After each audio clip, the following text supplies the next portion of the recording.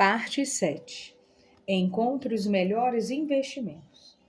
Com o aumento da procura por investimentos melhores que a poupança, a oferta de serviços financeiros cresceu exponencialmente. Abaixo estão listados 5 métodos de pesquisa bem práticos para quem está começando. Bancos. As instituições bancárias brasileiras por muitos anos reinaram como opção única e absoluta. Isso acabou criando organizações que não precisavam considerar o cliente, pois todo o ecossistema havia sido arquitetado para tirar o maior dinheiro possível do pequeno poupador que se endividava. Isso gerou um foco extremo no próprio negócio e nas metas extremamente agressivas impostas aos gerentes que eram treinados para vender a maior quantidade de produtos desnecessário possível. Para os que já têm alguns milhões em conta, porém, existe uma categoria de atendimento conhecida como private, na qual o cliente consegue ter acesso a opções, algumas bem interessantes, que não são oferecidas para o cliente comum. Ao lidar com bancos, sempre tenha em vista que o principal negócio dele é lucrar com empréstimos, não com investimento. Você não entra numa loja de roupas para comer um hambúrguer, correto? Corretora. A corretora é uma das melhores opções para os investidores que não fazem parte do private, oferecendo maior poder de escolha aos clientes. Mesmo existindo uma curadoria que lhe indicará boas aplicações, isso não garante que você não terá algumas aplicações ruins em sua carteira. Entre as vantagens de se usar uma corretora é que com ela você consegue comparar muitas aplicações sem precisar abrir conta em diversos lugares. Por exemplo, numa corretora, você poderá encontrar CDBs oferecidos por bancos como Itaú, Bradesco e Caixa Econômica Federal, sem precisar ter conta aberta em cada uma dessas instituições. Algumas corretoras oferecem taxa zero para alguns produtos, mas é preciso entender que as corretoras também ganham dinheiro com o spread na venda de alguns produtos financeiros e com a taxa de corretagem pelo giro das aplicações. Os interesses são mais alinhados aos seus do que nos bancos, mas ainda assim não são exclusivamente os seus. Banco digital. São instituições financeiras sem agências que funcionam de uma maneira 100% digital. Para o pequeno investidor ou poupador é uma opção com baixos custos e que apresenta títulos com rendimento superior aos dos bancos convencionais. Porém, pelo pouco tempo que estão no mercado, a oferta ainda é bem limitada e nem todos os bancos digitais oferecem pacotes de serviços que atendam a todas as demandas de seus clientes. Gestora. Na maioria dos casos, não faz sentido investir diretamente pelas gestoras, empresas do setor financeiro que criam um fundo e decidem para onde vão seus recursos, pois com as corretoras você tem acesso direto a vários fundos de uma só vez e pode compará-los de maneira muito mais fácil. Um ponto positivo das gestoras, no entanto, é que elas não cobram comissão e costumam prestar um bom atendimento ao cliente. Robôs. Investir por meio de robôs tem ganhado bastante popularidade. Um sistema avalia seu perfil de risco e faz o investimento por você. É bom para leigos e não custa tão caro para o nível de serviço que presta. Mas, para quem entende um pouco mais do assunto ou quem gosta de autonomia, o robô acaba limitando o poder de decisão e tendo um custo superior ao encontrado em outros tipos de instituições.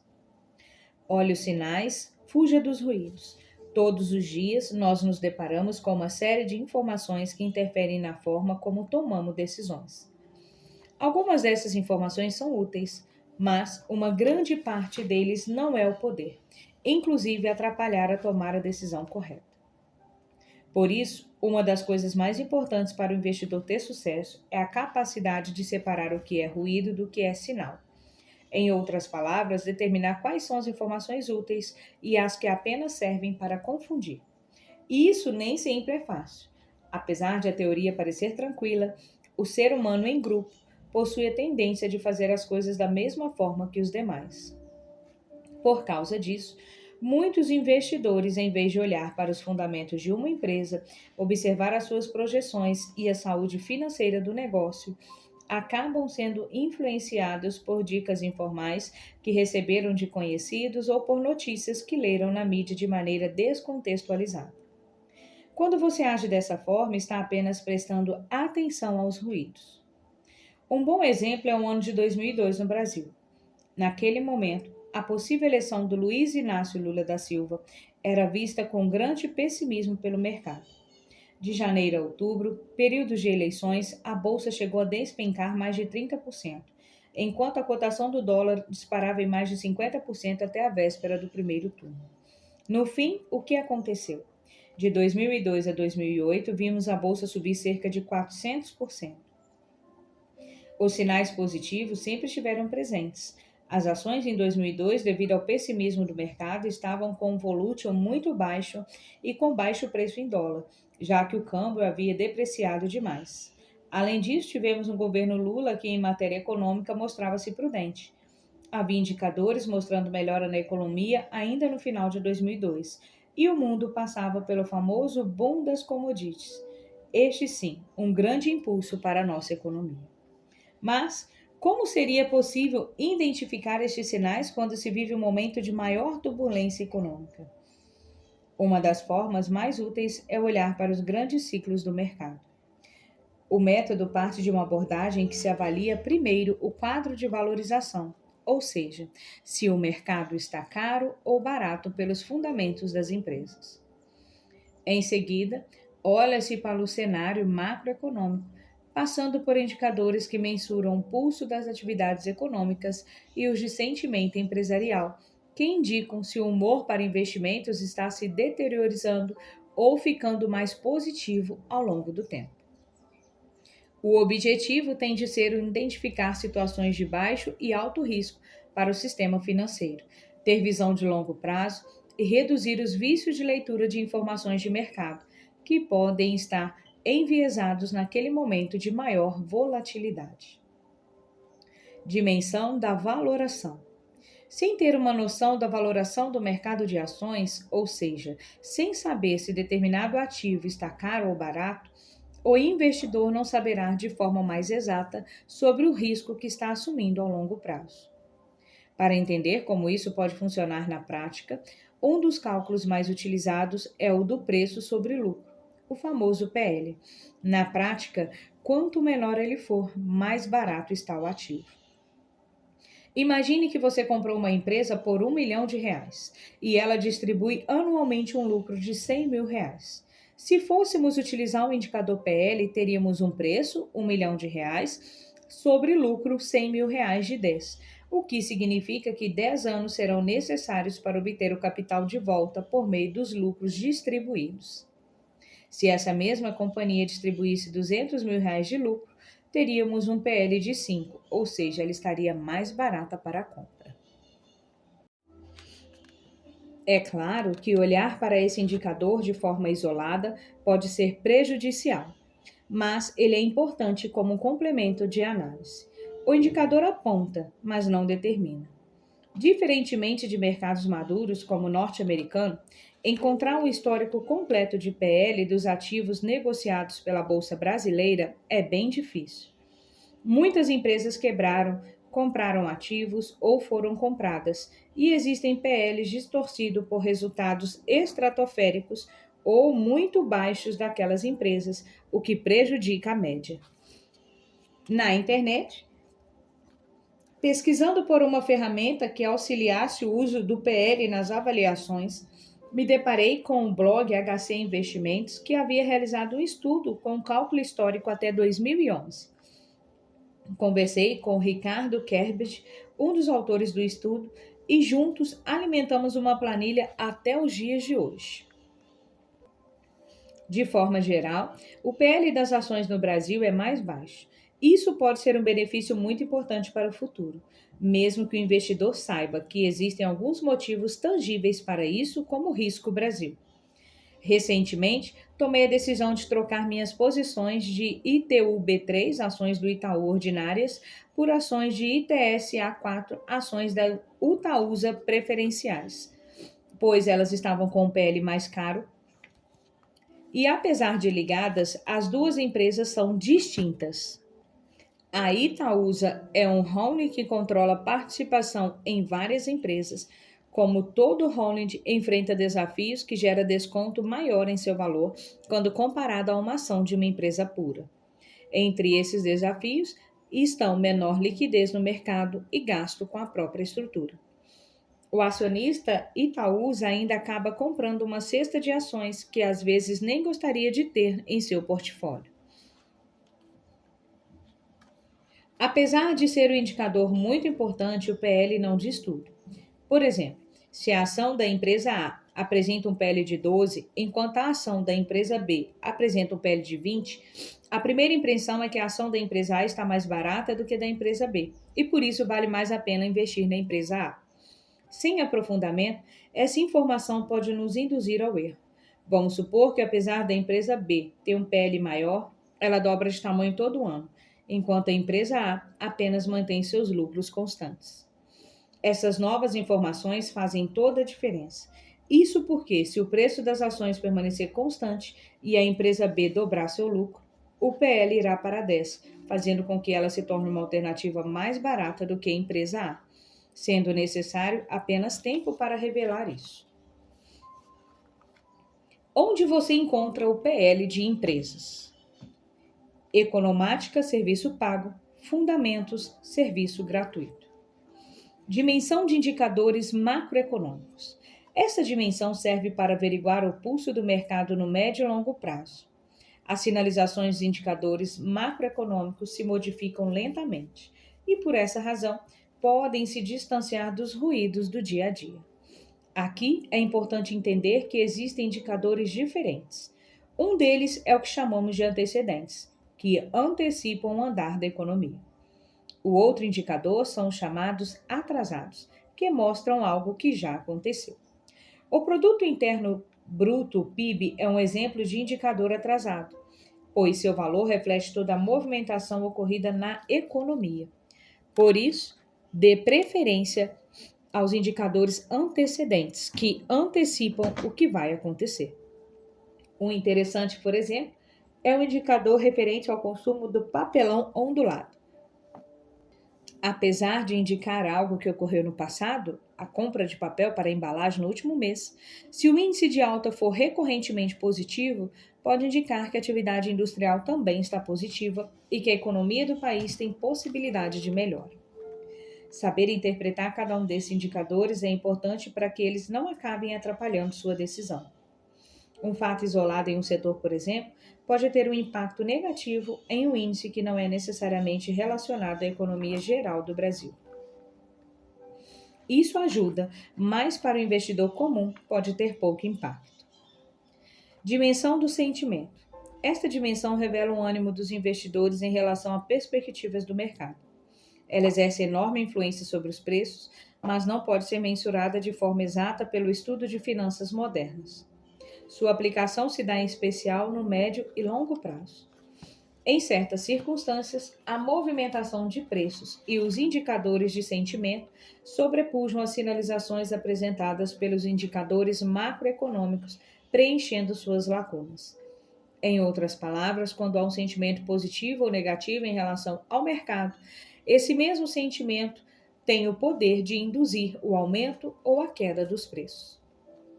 Nessa dimensão, na maioria das vezes, a massa consegue manter um índice de acerto relativo por certo tempo, já que vai atrás do sentimento de alta ou baixa daquele papel para o momento.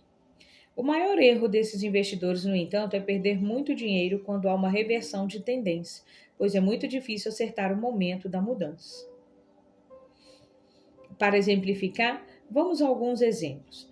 Vemos em destaque a alta máxima de 1971. No dia 26 de maio daquele ano, a revista Veja publicou uma capa com um tom positivo sobre o Bolsa, com a manchete A Multiplicação do Dinheiro.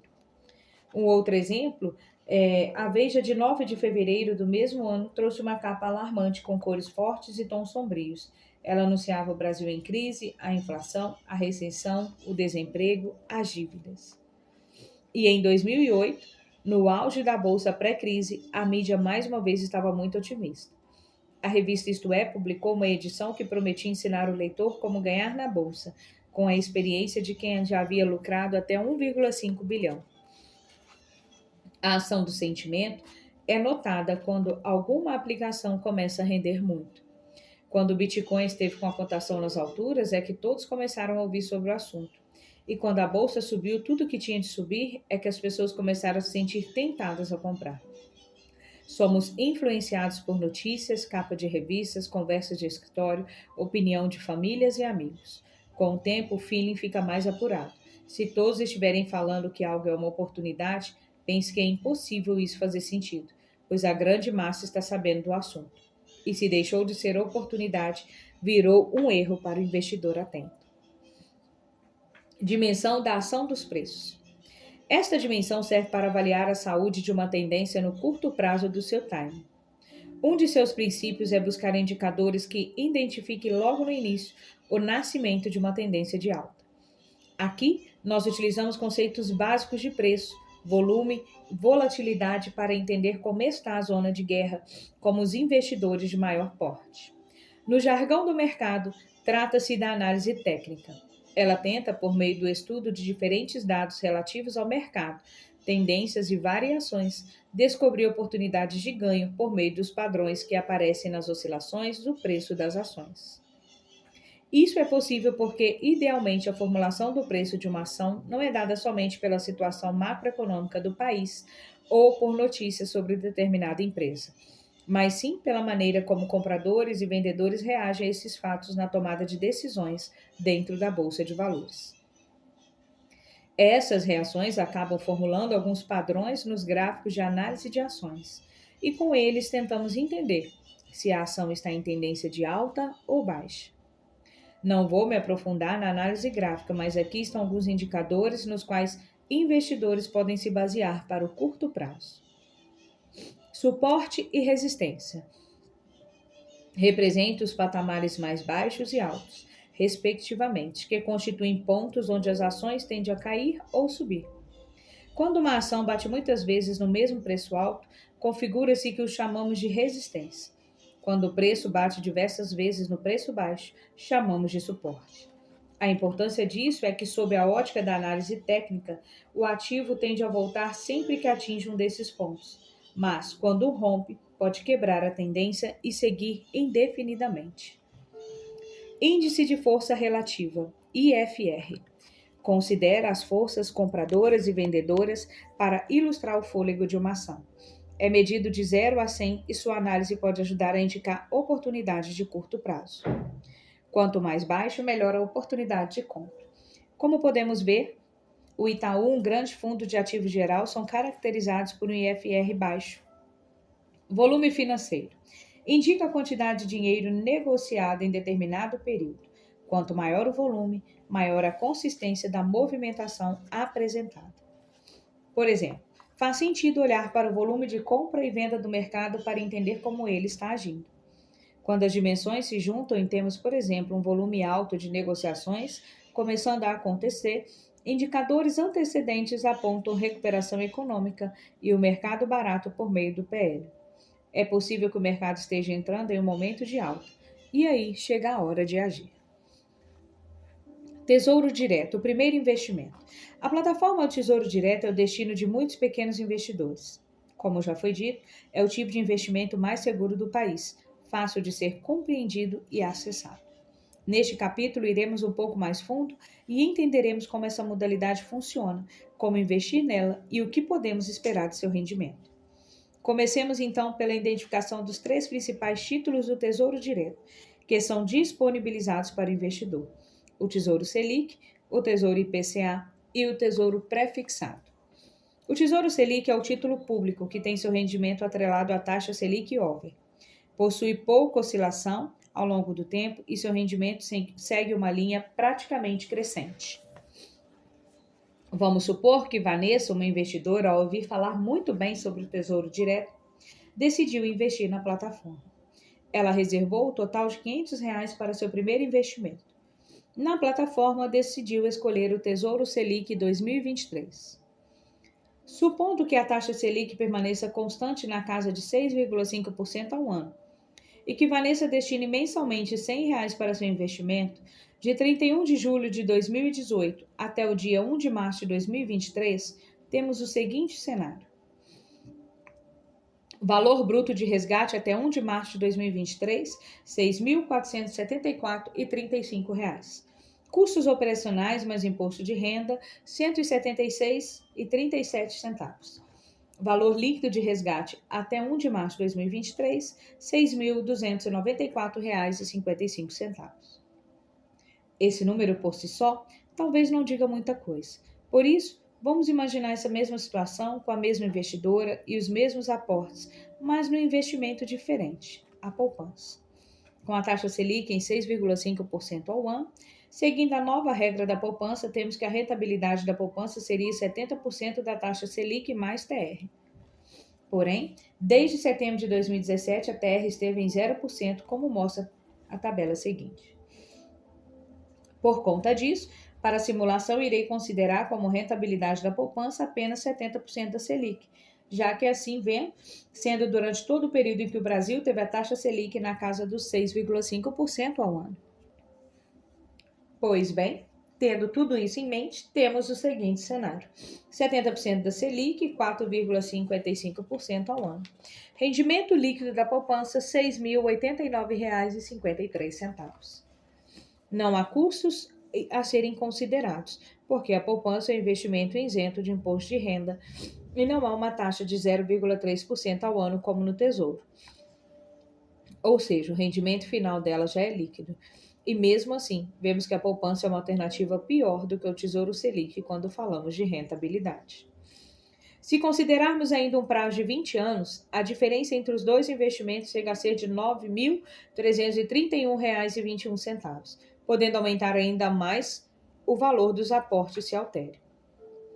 No exemplo apenas pontual, se mantivermos este prazo em 20 anos, mas mudando os aportes para R$ 1.000 por mês, a diferença entre os dois investimentos pula para R$ 42.052,73 a favor do Tesouro Selic. Caso haja dúvida em relação aos investimentos maiores, nós vamos colocar outro exemplo aqui com aporte bem maior do que o exemplo anterior. Outros tipos de tesouro. Já o Tesouro IPCA é o título público com rendimento atrelado à inflação, tendo como base o índice do IPCA, juntamente a uma taxa fixa. O Tesouro IPCA é mais indicado para longo prazo por dois motivos muito importantes. Primeiro, a data de vencimento são maiores. Segundo, essa modalidade de investimento garante rentabilidade acima da inflação, o que torna este título interessante para assegurar o aumento do poder de compra ao longo prazo. Por conta disso, ele é interessante também para investidores focados em aposentadoria, uma vez que consegue elevar o padrão de vida de acordo com a inflação. Isso, à primeira vista, pode não parecer tão impactante, mas segundo os dados do IBGE, hoje apenas 1% da população brasileira consegue se aposentar com um padrão de vida igual ou maior ao que tinha quando trabalhador ativo. Imagine que cada 100 pessoas que você conhece, 99 delas vão se aposentar em uma situação pior do que a que se encontra enquanto ainda trabalhavam. Um dado preocupante, ainda mais sabendo que a população brasileira está envelhecendo mais rápido, o que vai pressionar ainda mais o sistema previdenciário e de saúde nas próximas décadas. Para termos uma ideia de como pode render o Tesouro IPCA, vamos a algumas simulações. Primeiro, vamos considerar um Tesouro IPCA de 2038. Se investirmos R$ 500 inicialmente e com R$ 100 por mês, considerando ainda que o IPCA fique em 4,17% ao ano, que sua taxa prefixada seja de 5,56% ao ano e que a taxa Selic fique em 6,5% ao ano, chegamos a um grande resultado. Comparado com a poupança para o mesmo período, temos um valor líquido de resgate de R$ 8.757,55, menor do que o valor retornado pelo Tesouro IPCA para o período. Importante dizer, porém, que existe a possibilidade de ganhar mais ou menos do que o esperado no Tesouro IPCA ou Tesouro prefixado, caso a aplicação seja resgatada de forma antecipada. Mas esse risco será comentado um pouco mais adiante. O importante nesse momento é perceber a dinâmica do Tesouro IPCA. Ele não apenas renderia mais do que a poupança, como retornou uma rentabilidade de 5,56% ao ano, acima da inflação. Se formos olhar para a rentabilidade real da poupança, Com as suposições da mesma simulação, teríamos um retorno de pífio 0,4% ao ano, muito pouco. A diferença, assim como no Tesouro Selic, cresce com o tempo. Se considerarmos o investimento durante 20 anos, mantendo as mesmas taxas, teríamos a diferença de R$ 24.778,25 a favor do Tesouro IPCA. Por fim, o Tesouro Prefixado é o título público que tem o seu rendimento atrelado a uma tarifa prefixada. O Tesouro Prefixado é o mais indicado para quando entramos em uma situação em que vale a pena fixar a taxa de juros, por acreditar, por exemplo, que esse valor vai cair no futuro. Ou seja, é um título mais usado para movimentos especulativos, que serão abordados nas próximas páginas. O Tesouro Prefixado é simples. Como sua taxa é prefixada e vai até o vencimento, se você investir no Tesouro Prefixado de 10%, independentemente de oscilação de taxa de juros e inflação, o seu título renderá 10%. Por isso, quando a taxa de juros e a inflação caíram no Brasil após 2015, o Tesouro Prefixado ganhou alguns holofotes. É importante salientar que existem duas versões para o Tesouro IPCA e para o Tesouro Prefixado. Os dois títulos possuem ainda uma modalidade que chamamos de cupom semestral. Basicamente, esses dois títulos permitem recebimento de juros de investimento sempre ao fim de cada semestre, em vez de esperar para receber no vencimento da aplicação ou em seu resgate. A parte boa é que podemos utilizar esse retorno semestral para investir em mais títulos ou tê-lo como uma renda periódica garantida. O problema é que perdemos um pouco de poder dos juros compostos, já que esse rendimento acaba não sendo acrescentado no título como acontece com os demais. Apesar de ser visto como uma modalidade de investimento muito segura, existem 3 riscos ligados ao Tesouro Direto que são comuns a qualquer investimento: o risco de crédito, o risco de liquidez e o risco de mercado. Risco de crédito. O investimento no Tesouro, por estar atrelado à possibilidade de pagamento por parte do governo, é o investimento mais seguro do país. Porém, é importante entender que o risco sempre existe, por menor que seja. Risco de liquidez. Precisar de desfazer do ativo às pressas pode ser prejudicial ao seu rendimento. Logo, corremos o risco de arcar com prejuízo advindo de resgates antes do previsto. Além disso, todos os títulos Tesouro Direto têm alta liquidez, caindo na conta um dia útil após o pedido de resgate. Risco de mercado, volatilidade nos preços.